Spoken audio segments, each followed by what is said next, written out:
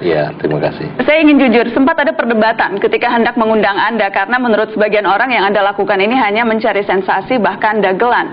Tapi saya percaya setiap orang punya hak untuk mengajukan diri menjadi pejabat publik asal punya kapasitas. Dan itulah yang akan kita diskusikan saat ini. Iya. Mas Farhad, buat Anda apapun jabatannya yang penting berkuasa, apakah memang seperti itu? Berkuasa yang penting amanah. Kemudian benar, sejahtera dan bisa adil. Itu yang utama. Tadi saya kritik kalau hanya dikatakan saya sensasi, prestasi sebagai seorang pengacara yang menyelamatkan 4 terpidana mati, 3 Australia dan 1 Indonesia, menurut saya itu sudah puncak karir dan tidak hanya sekedar sensasi. Oke, jadi Anda merasa itu prestasi seorang pengacara ketika berhasil membebaskan gembong narkoba dari ancaman hukuman mati? Di mata saya bukan hanya keberhasilan seorang pengacara, tapi keberhasilan bangsa, terutama masalah penghargaan hak asasi manusia. Bangsa ya? Agak berat tuh kalau bawa-bawa bangsa. Oh, iya, karena Anda sudah membuka soal pengacara, saya ingin diskusi soal track record Anda menjadi pengacara. Belum lama ini Anda dilaporkan ke polisi nih, karena dianggap calo perkara. Sebenarnya begini, ini kan menyangkut puas tidak puasnya klien kita. Ya. Supaya jelas, saya ceritakan dulu ke pemirsa, Anda dilaporkan oleh terpidana narkoba juga karena dianggap menipu. Anda menjanjikan kalau dia bayar 5 miliar, Anda bisa mendapatkan keringanan hukuman untuk klien ini. Sebenarnya cerita tidak seperti itu, ya. Itu yang dilaporan polisi, Mas Farhad? Ya, itu nggak ada masalah, karena laporan itu sudah dicabut sama mereka dan sudah diluruskan kembali, ya. Saya sebagai pengacara oleh Undang-Undang 18, Undang-Undang Advokat, ya kita berhak mendapat jasa pengacara, satu. Kemudian kita ada kontrak pengacara. Itu kan profesi yang memang diatur oleh undang-undang. Nah, kalau misalnya seorang pengacara datang bahwa bisa memperjuangkan, ya kita jawab itu bisa. Anda menjanjikan akan kita bisa tidak pernah meringankan menjanjikan, hukuman? karena memang secara kode etik tidak boleh menjanjikan. Nah, kemudian masalah kalah menang itu ada yang puas dan tidak puas. Jadi memang uang 5 miliar ini untuk apa?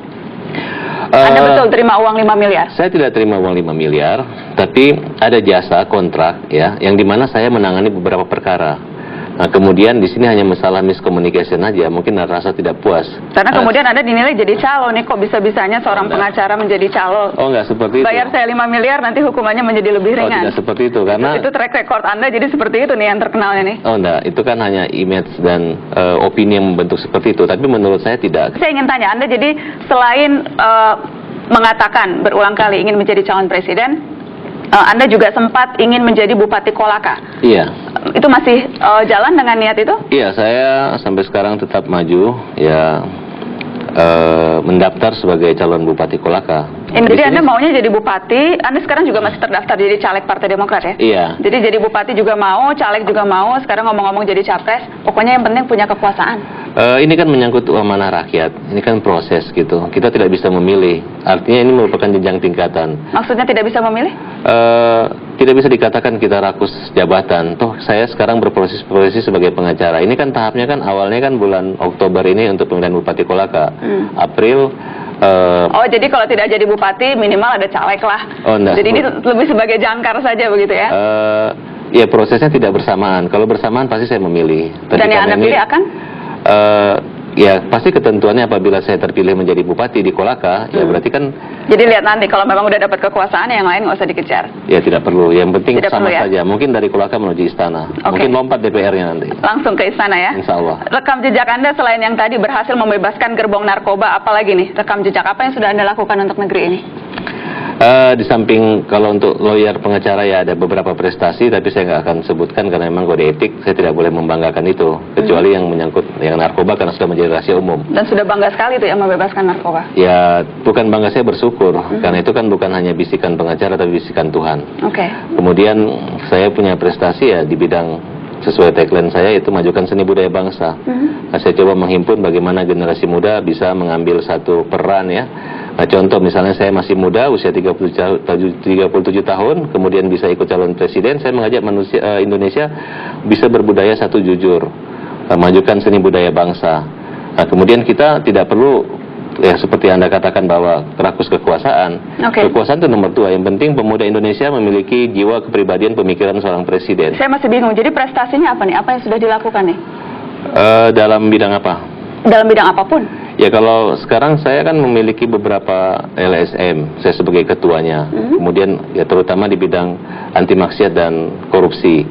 Nah, jadi mungkin prestasi dalam pembebasan koruptor saya tidak punya. Tapi kalau narkoba saya punya. Nah, menurut Anda membebaskan koruptor pun itu suatu prestasi ya? Kalau bagi pengacara merupakan satu tanggung jawab, itu merupakan satu tanggung jawab daripada profesi. Berarti itu ya yang Anda sudah lakukan di negeri ini menjadi pengacara gembong-gembong narkoba. Oke, kalau pengalaman politiknya?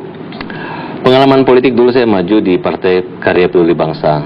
Saya ikut caleg ya karena partainya tidak berkembang ya. Kemudian saya pindah di Partai PDIP Perjuangan. Saya sempat duduk di pengurus pada masa periode sekarang ini 2009 ya.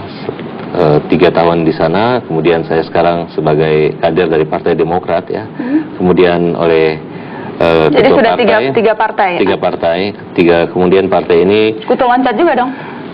Bukan menyangkut kutu loncat ya, karena saya belum pernah berhutang budi pada partai-partai dan belum pernah punya komitmen apa-apa ya mungkin. Karena apa ada kemudian yang membuat Anda pindah dari satu partai ke partai yang lain? Waktu pindah dari PKB saya minta izin kepada Pak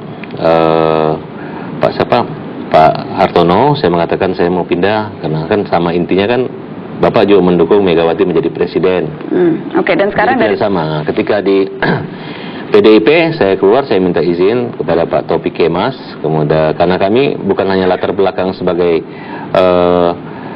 partai separtai, tapi saya ada alumni GMNI, kemudian Pak Taufik Kemas dan Ibu Megawati saya bikin tertulis. Dan sekarang pindah ke Demokrat? Saya masuk ke Demokrat, ya salah satu pertimbangan saya memandang ya nilai-nilai kemanusiaan itu, bahwa Pak Presiden waktu saya mengajukan gerasi juga mengajukan dan mengabulkan. Yang saya jelas tahu bahwa Mahkamah Agung menolak gerasi tersebut. Jadi saya anggap bukan saya berprestasi buruk atau Presiden mengabulkan. Ada sisi kemanusiaan yang tidak salah kalau saya ikut membela dan bergabung bersama Pak SBY di dalam Partai Demokrat ini. Kita masih bicara track record nih. Kalau dihitung-hitung Anda sudah berapa kali ya dilaporkan ke polisi dan jadi tersangka? Baru sekali waktu Ahok kasus Anton Medan sekali saya jadi tersangka.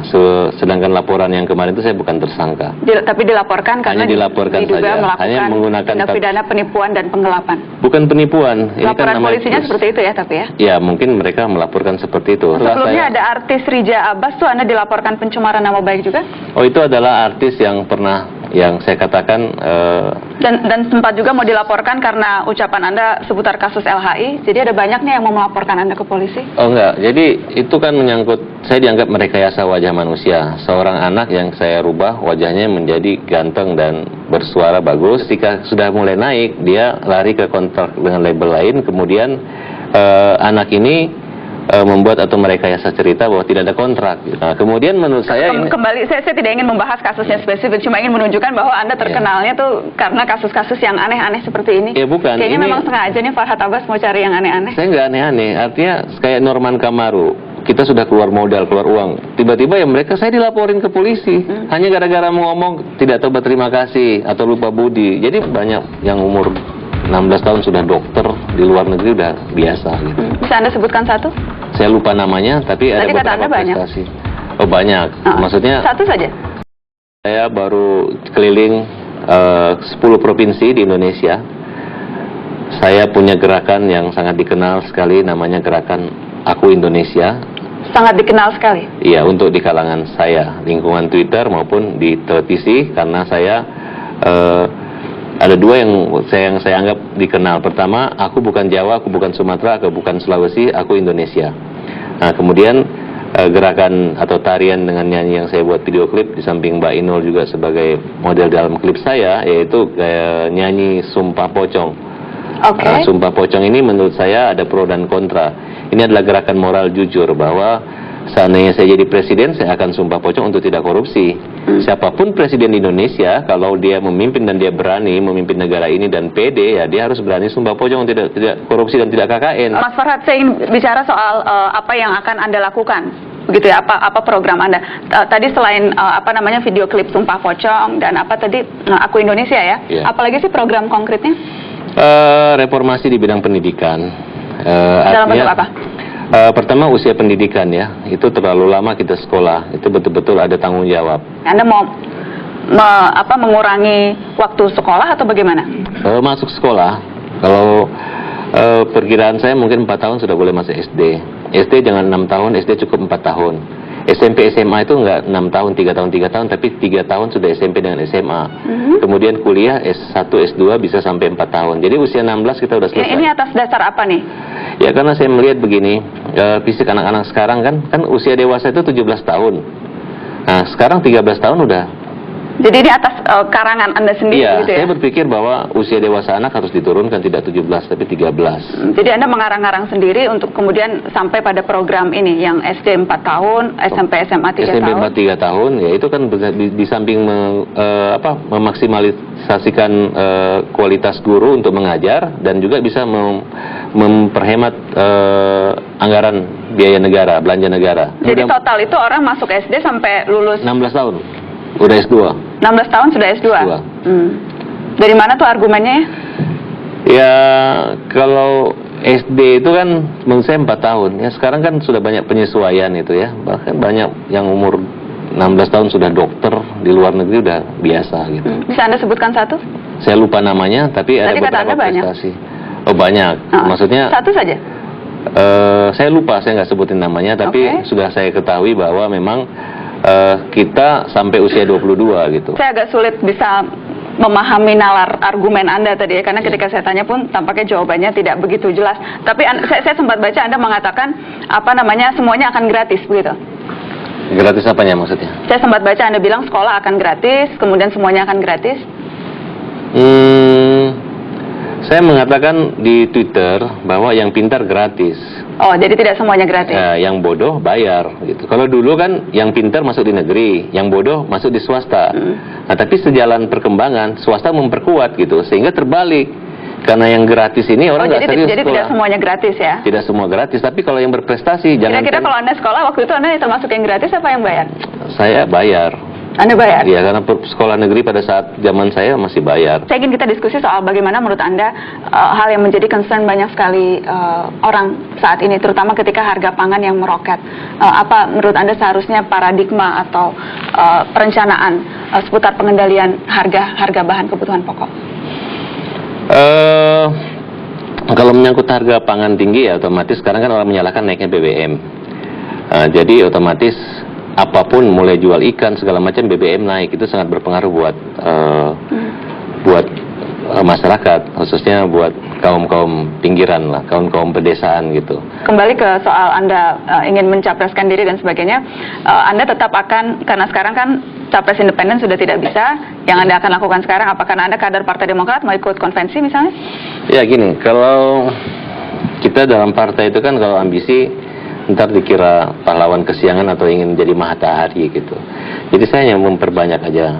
Dan saya sudah minta izin kepada pimpinan partai bahwa saya masuk di Partai Demokrat, tolong jangan dihalangnya, dibatasi. Siapa aja kan boleh menjadi calon presiden, dari partai lain pun bisa gitu. Kemudian campur tangan Tuhan, bahwa tidak hanya berdasarkan elektabilitas atau hanya survei. Kalau berani sumpah pocong untuk tidak korupsi, supaya kita tidak menduga lagi. Kemudian dia ditambahin supaya tidak menipu dan menggelapkan nggak ya yang itu? Oh, saya rasa itu kan hanya pendapat pribadi aja, karena itu kan ada pertanggungjawabannya. Nah, mungkin bisa ditambahin sekalian, tidak menipu dan menggelapkan dan tidak jadi calo perkara. Ya, saya rasa kalau pengacara dikatakan sebagai calo perkara, memang kita ngurus perkara kan. Ya kan buktinya kan pada akhirnya kan tidak sekalian seperti saja. itu. Jadi lebih komprehensif begitu sumpahnya. Ya, itu kan budaya jujur. Kita mulai perbaiki dari hal yang kecil, mulai dari kehidupan diri pribadi, keluarga, rumah tangga maupun buat bangsa. Ngomong-ngomong keluarga, rumah tangga semuanya mendukung full nih? Alhamdulillah ya. Artinya begini, kalau ayah saya kan kebetulan beliau juga orang di bidang hukum ya.